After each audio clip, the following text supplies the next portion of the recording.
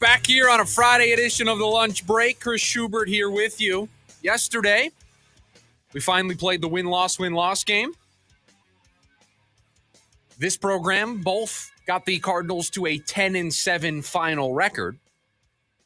I have the paper here somewhere. Yeah, I kept it, so we will be able to always know if we got these games correct. I have mine saved. You have a big notebook that you keep all of your show-related stuff in. Yeah, I do. It's just random pieces of paper that I then need to try to keep together in some capacity. Like, this is literally just a blank piece of printer paper that I just grabbed to write my games down. You have a nice notebook, and you write the date of the show. You are way more organized than I am. So you'll be able to recall, oh, yeah, I had them beating the 49ers in week 3 or whatever it ends up being. The problem is I'm running out of pages in that notebook. So I think by the time we get to October, I'll be on a new notebook. And who knows what I'm going to do with that notebook. My advice is you got to keep those notebooks here. Yeah. You have to keep them in the building. You have to keep them in the building. You have to keep them close. Yeah. They're in my office or in your studio. You just need to keep them because if you bring those things home, they're gone. They're going to get lost. Probably fair. So you got to keep things. You got to keep things close. You got to keep things close. 480-864-1060. You want to join us here on a Take Friday? Anything that's on your mind? Cardinals, Diamondbacks, Suns, anything you want to jump in on, you can always do so here on a Take Friday. I saw a chart that was put up on social media of the game-by-game spreads for all 17 games of the regular season for all the teams. And I found this chart particularly interesting when it comes to the Arizona Cardinals. I won't go through all 17, but I will have you know that they only had the Cardinals favored in 7 of their 17 games. Favored by the sportsbooks. I believe all of these spreads were courtesy of the DraftKings sportsbook. 7 of their 17 games they're favored in. Now, I'll tell you exactly which of those 7 there are. They are favored in week 1 against the Saints. They are favored in week 2, home against the Panthers. They are favored in weeks 4, weeks 5, and week 6, home against Seattle and Tennessee. Favored on the road at Indy. And then their other 2 games where they are favored.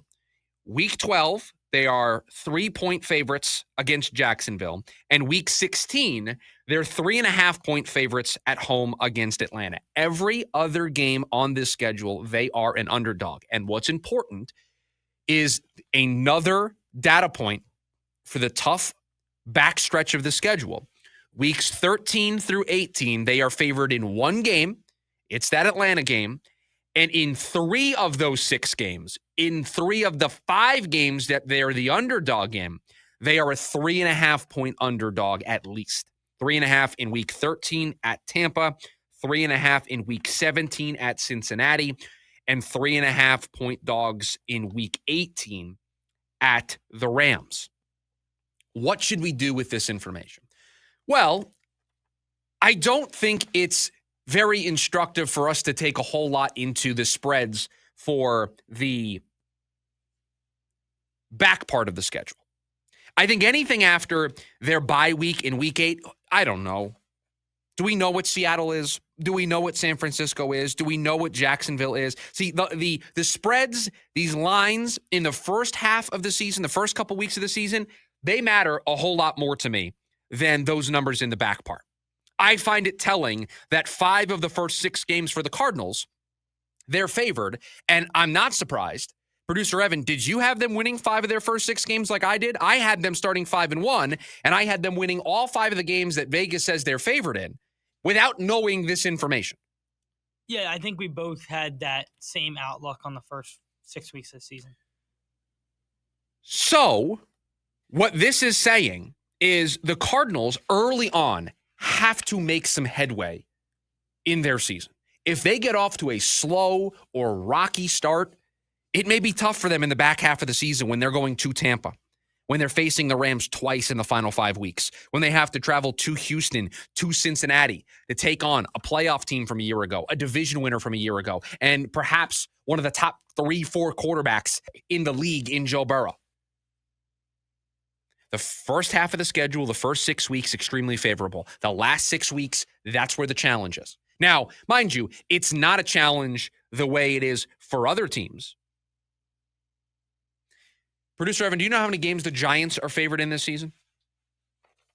If you had to take a guess, how many games the Giants are favored in this season? The New York Giants. New York Giants. I'll take 0. They are favored in one game. They are favored in week 5. I don't know who they play in week 5, but that's the only green bubble on their chart here. Let's pick another team. The Cleveland Browns. How many games are the Cleveland Browns favored in? I'll also take 0. 1 for the Cleveland Browns. Week 14. Again, don't know who they play, but week 14, they're favored in. So they don't have as hard of a schedule as those teams. They're not as bad as those teams, but they don't have as hard of a schedule.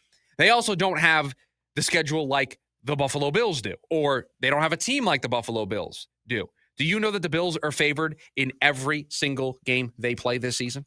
Favored in every single one. The strength of schedule for the Arizona Cardinals, there are only, I think it's 5 teams, might only be 4 teams, that have a easier strength of schedule, quality of opponent, based on their winning percentage from a year ago.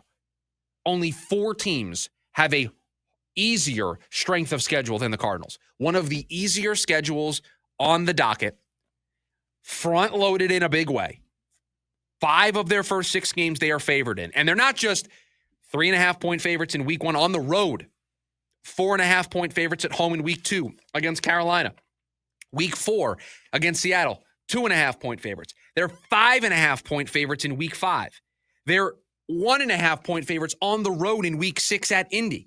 But yet, you look at it, big picture, Vegas only has them favored in 7 of their 17 games. If they're going to get to 10-7, like producer Evan and I both predicted yesterday playing the win-loss game, they're going to have to flip 3 of those results. They're going to have to win the 7 that they're favored in, and they're going to have to find 3 other games. And we'll touch on a little bit later in the program. We've been doing the show before the show all day today. Is 10-7 going to be enough? Will 10-7 be enough to get this team into the postseason? I have an interesting little storyline. You want to take us in a different direction? Go right ahead. That's what a Take Friday is all about. So we have Cardinals this year have 6 1.5-point spreads. You have 6 games where they think it's going to be within 2 points. In 5 of those, they are the dogs. Give me that one more time. So the Cardinals have 6 1.5-point spreads. In 5 of them, they're 1.5-point underdogs. Yeah, and it is a 4-game stretch. That's why I asked you to repeat it, because I thought I was picking up what you were putting down. There's a 4-game stretch there where you're 1.5-point dogs, a 5-game stretch where you're 1.5-point spreads. Yeah, week 6 through week 11, they're bye weeks in the middle there. They're favored in week 6 against Indy, and then they're 1.5-point dogs. Now, remember, these will change based on how the team plays. But right now, those next 4 games, week 7, week 9, week 10, week 11, they're all 1.5-point underdogs. Which is the longest stretch by any team with spreads within 2 points. And what does that tell you? It tells you me that's the most important stretch of the season. You have to win some of those games because you're not big favorites and you're not big dogs. So you have to start taking advantage of the games that you're either slight dogs or slight favorites. It also tells me that they think you're going to be in a lot of games, but they're not sold on you winning a lot of those games. There's only 3 teams with more 1.5-point spreads either way. There are the Cowboys, the Packers, the Seahawks, and I think all 3 teams except the Packers, or all 4 teams except the Packers, who maybe sit in a kind of a step or class above the next 3 teams, sit in the same class as the Cardinals. We don't really know what the Cowboys are. We don't really know what the Seahawks are. You and I both aren't sold on the Seahawks. No, I'm out on the Seahawks. But I think a lot of people talk about those teams in a similar conversation as what the Cardinals could be this year.